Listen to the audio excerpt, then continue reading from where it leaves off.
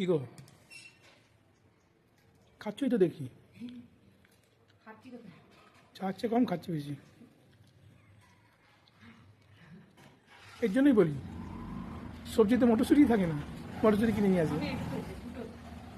যাবো? এতগুলো খোসা এই কটা মটরশুঁটি।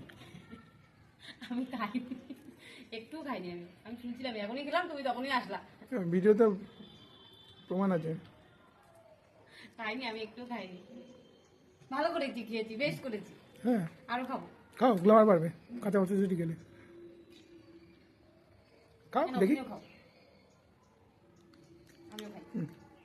খাও বেশি করে খাও। আসলে মটরশুঁটি ছুলতে ছুলতে খেতেই স্বাদ।